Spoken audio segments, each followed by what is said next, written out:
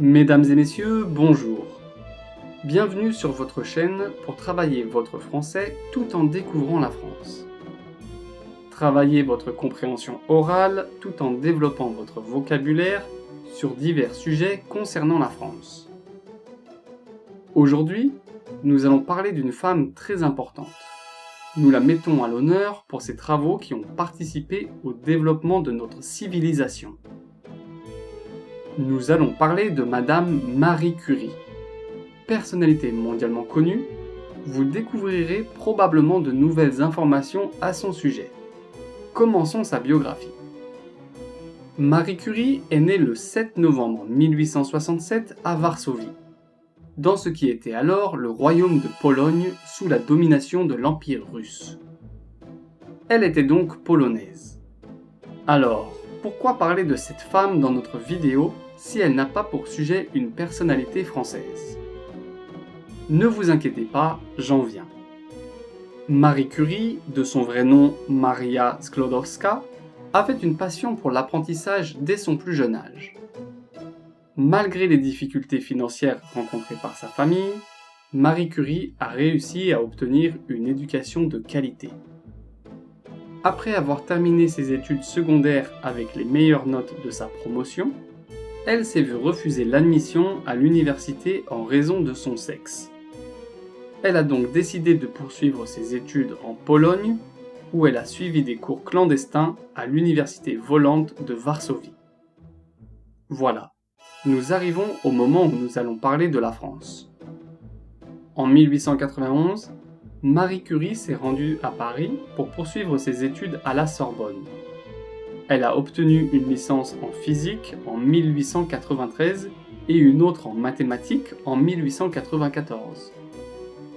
Pendant ses études, elle a rencontré Pierre Curie, un physicien français avec qui elle s'est mariée en 1895. Marie a changé de nom suite à son mariage. Elle a adopté le nom de Marie Curie, qu'elle a conservé tout au long de sa vie professionnelle et personnelle. Le couple a eu 2 filles, Irène et Ève. Nous reparlerons d'elle un peu plus tard dans la vidéo. Marie Curie a commencé à se consacrer à la recherche scientifique sur la radioactivité, un phénomène découvert récemment à l'époque. En 1898, elle et Pierre Curie ont annoncé la découverte de 2 nouveaux éléments radioactifs, le radium et le polonium, nommés en l'honneur de la Pologne. Leur travail pionnier a ouvert la voie à de nombreuses avancées dans le domaine de la physique et de la chimie. Scientifique d'exception, en 1903, Marie Curie a été la première femme à recevoir un prix Nobel, conjointement avec Pierre Curie et Henri Becquerel, pour leurs travaux sur la radioactivité. Puis en 1911, Marie Curie a reçu son 2e prix Nobel, cette fois en chimie, en reconnaissance de ses travaux sur le radium et le polonium, ainsi que sa contribution à la compréhension de la radioactivité. À ce jour, elle est la seule femme à en avoir reçu 2 dans 2 domaines scientifiques distincts. Elle est également la première femme lauréate de la médaille Davy en 1903 pour ses travaux sur le radium.